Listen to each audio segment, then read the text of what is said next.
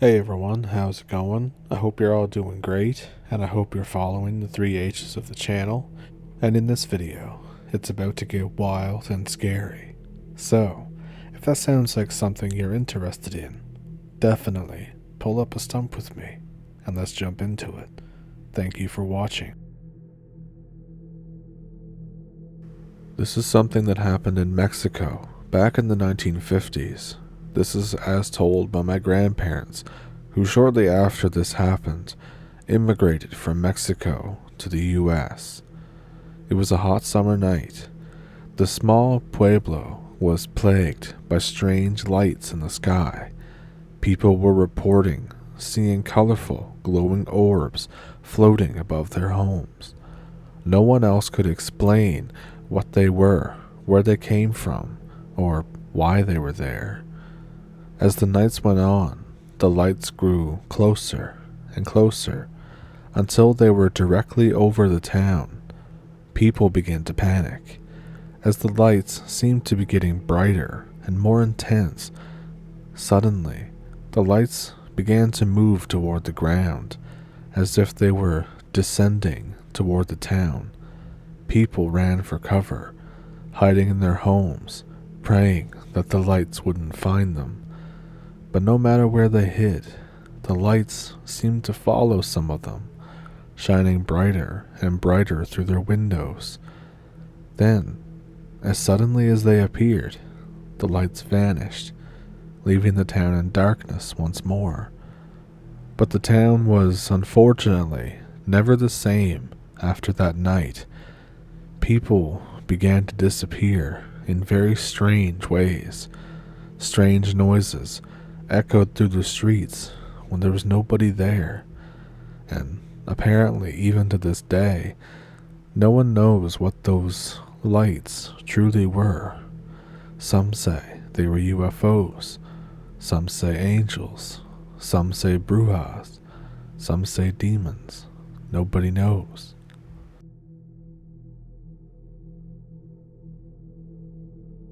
This one night, I had something weird happen. I was out on a date. It was late at night. We decided to take a walk through the local park, and it was weird to find some children still playing past midnight, and it's well past midnight. The lights turn off at the park around 9 p.m. They were playing in total darkness, but something was different about these children. Their clothing was a bit off, like they were wearing oversized adult clothing or something. Their laughter was high-pitched, yet sinister sounding, and their eyes were all kinds of screwed up. They were black, like petroleum black. We were suddenly overcome with this sense of terror. We turned around. We tried to leave the park, but the children surrounded us, their smiles growing wider and wider. We felt an icy chill run down our spines. My skin was filled with goosebumps. I could feel the hair on my arms literally raising. They were just staring at us with their creepy smiles. Our survival instincts kicked in. We ran, never looking back. From that night on, we never saw the children in that park again, but I never forgot the sounds of their chilling laughter or the sight of their eyes, and to this day, people in that suburb still whisper about the creepy black-eyed children who played in the park late at night and surrounded people.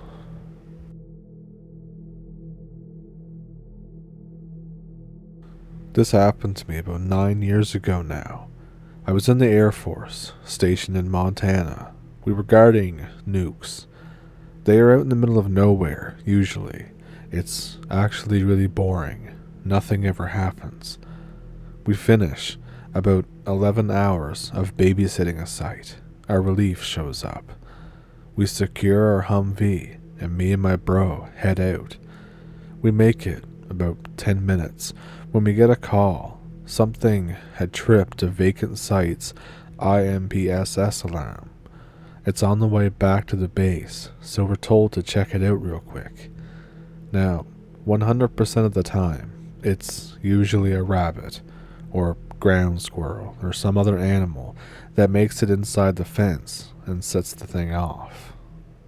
We get to the site, and it is October, and there is snow on the ground, but it's not currently snowing.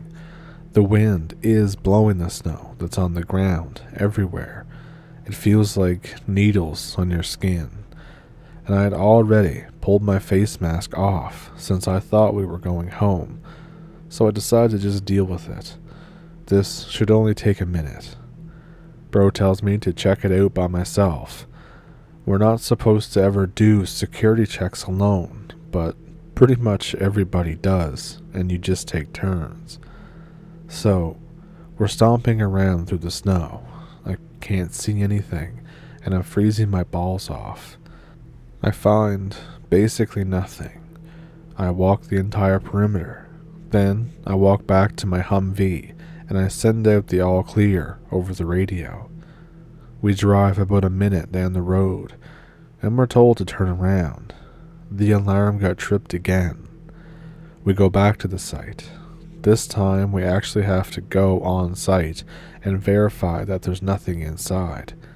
Then we can finally go home. This time it's Bro's turn to freeze his ass off so I can sit in the nice warm Humvee. He pulls right up to the fence. I'm in the passenger seat. He gets out, unlocks the gate, disappears into the darkness and snow. And then I hear crunch, crunch, crunch. I hear someone moving in the deep snow. There are farms and stuff all around these nuke sites, so it could be a farmer, but I doubt it. I don't have any NVGs or anything cool, just a big flashlight. I shine it around. I see nothing. I nearly have a heart attack though, as Bro flips on the site's floodlights to check the perimeter. These lights are massive and give just enough vision for me to see this massive black thing standing at the corner of my eyes. I turn to face it. It takes off. Crunch, crunch, crunch. But it runs on all fours, despite previously standing up. I can only make out some kind of antler or horn. It kind of reminded me of a big-ass goat type thing, but I swear it stood on 2 legs before it realized that I saw it. Bro calls to me on the radio to check this out. I go to him. There are massive, hoof-like prints in the snow. They're mostly covered from the blowing wind, but they had to be fresh. I tell him what I saw. He says, "Oh, must have just been a billy goat." But that thing was the size of a bear. There's no way. Maybe bigger than a bear. I didn't smell anything like some of these stories, so I know it wasn't a you-know-what. But I have no idea what it was. It was walking on 2 legs, and then as soon as it noticed that I saw it, it got down on all fours and ran away. What the hell was it?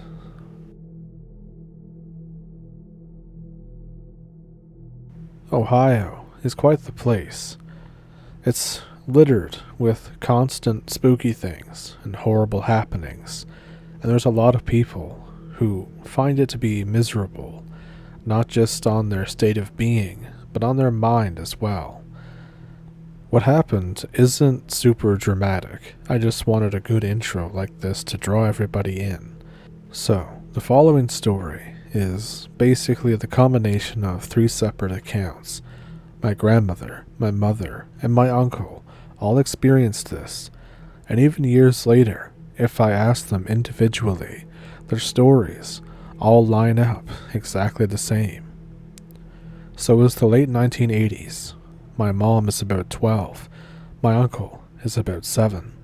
My grandma, my mother, and my uncle all live in a duplex with my great aunt.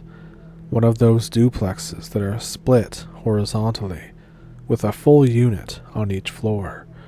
My aunt moved out into her own house a few neighborhoods over, so the family decides to celebrate having this massive duplex all to themselves. They order pizza, and my uncle goes to the corner store to buy some sodas. I know people in Ohio call it pop, but I grew up in the South, and I refuse to call it pop. They start moving some furniture upstairs while waiting for pizza. The night is pretty peaceful, just everyone having a good time. My mom decides to go downstairs to get another cup for my grandmother, and then she gets this strange feeling, as if there's something off about the house. Something's wrong. She said, quote, "I felt like all of a sudden the house wasn't real, as if it was all an illusion." She hears footsteps coming up the back door steps leading to the outside yard. She goes to run up the stairs leading to the upper half of the duplex, and she just freezes. On the top of the stairs, there's a figure staring down at her. Mom described it as being almost wet-looking, somewhat small in stature, large eyes, and it kind of had a shimmer to it, almost like a fish's scales. At this point, she only remembers feeling a hand on her back, and then she blacks out. The story then moves on from my uncle's perspective. My uncle is sitting on the bed upstairs. He notices my mom is taking forever, and he looks away from the TV to start going downstairs. He freezes.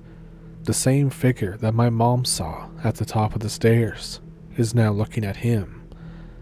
He said the eyes were horrible, and then my uncle feels a presence behind him that he assumed was my grandmother. Instinctively, he jumps back for safety. Another one of the things is holding him. The last thing he remembers is it putting a hand over his head, and then everything goes black. My grandmother only remembers leaving to go to the bathroom, and her blacking out as well. They all say they can't remember when they came to. It was almost like they were in a movie, and someone just hit fast forward. They were suddenly doing everyday things, living everyday life. It's like they were on total autopilot, and then their consciousness randomly reactivated.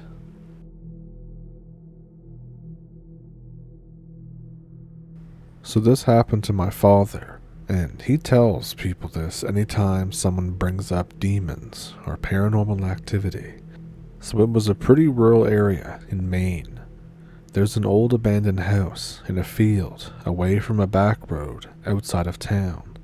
Sometimes you can see it from the road, but sometimes it's just not there.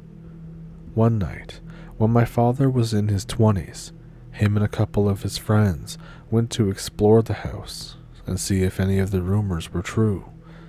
The house was supposedly cursed with black magic. Town officials hold seances in the basement and sacrifice animals and people in an attempt to gain dark power and summon demons to do their bidding. It being invisible sometimes is also a rumor. It's there. It doesn't seem magical from a distance. It just looks like an old abandoned house. As my father and his 3 friends start walking up the porch, my father is filled with a fight or flight response that unnerves him deeply. He says, "Guys, what if there's a bunch of junkies or some kind of predator animal?" One of his friends says, "We have to at least open the front door. Don't be a pussy." One of my father's friends, Dan, is leading the 4 of them. As he creaks open the door, he winces in disgust. He says, "Man, it smells awful in here." As they gather in the entry room, my father smells it too. He said it smells like a rotting corpse, something he had experienced in the woods when he was younger, dead deer. His spidey senses are going nuts. The level in his head is at leave, go, get out of here now. He says again, guys, we should just leave. This doesn't feel right. One of them says, relax, it's probably just a dead raccoon or something. My father notices that there was random chicken wire all over the house at first glance. Like something used to live in the house, and the chicken wire kept it from going places where the owner didn't want it to.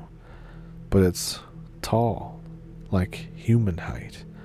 One of the guys says, what the hell is this fencing shit? The same dread that my father has been feeling suddenly hits the group. Something is rustling and moving upstairs. Dan, the leader of the group, says, okay, let's go see what it is. Then we can leave. The staircase is at the center of the building with walls on both sides. All anyone can see upstairs is an off-white wall with some water stains. Dan starts going up first. My father is in last place at the bottom of the stairs. He looks toward the kitchen and notices that some of the chicken wire has long black hair on it, too long to be any animal that he's heard of. He looks back at the stairs.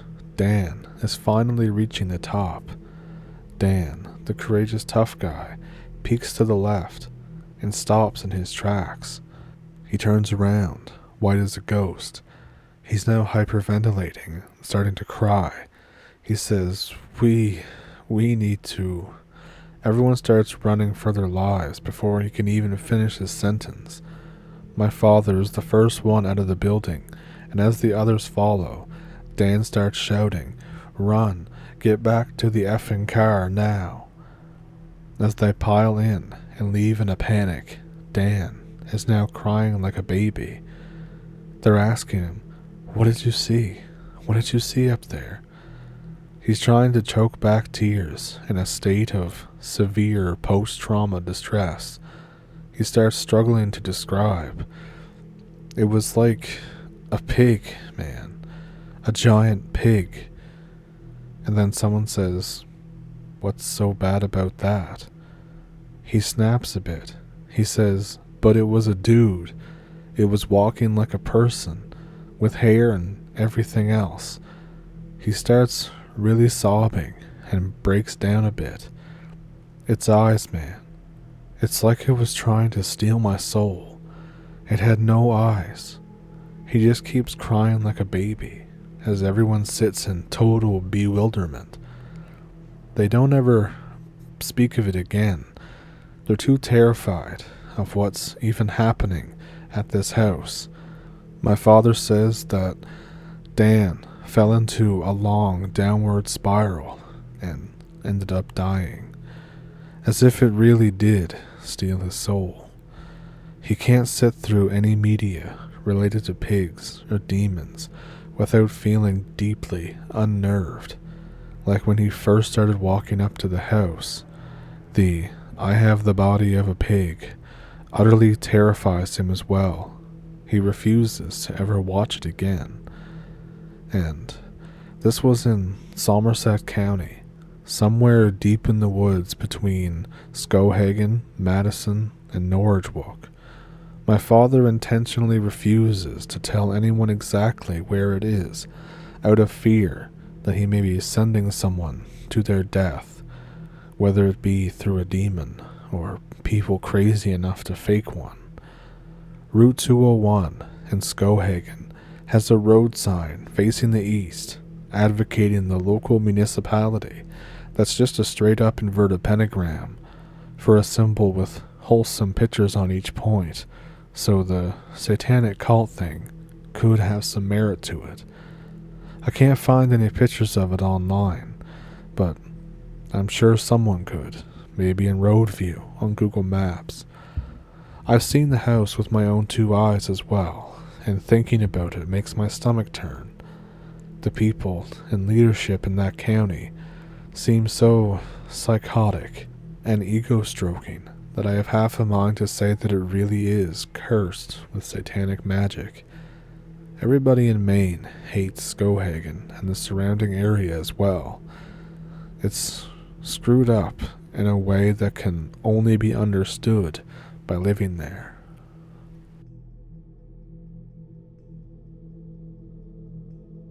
So, what'd you think of those? Let me know which one was your favorite one down in the comments. And one thing I always find interesting is the makeup of people who call it pop versus soda. And there's also like the weird people who call it cola too. But where I live, we always call it pop for as long as I can remember. And when we meet somebody who calls it soda, we're like, you're not from here. It's like a dead giveaway. And it'd be the same for me if I went there and they hear me say things like pop and calling a front yard a dooryard and stuff like that. It's also different going somewhere and they don't know what garlic fingers are or what a donaire is. If you don't know what those things are, then leave a comment and I'll explain it. But here it's like a very common thing.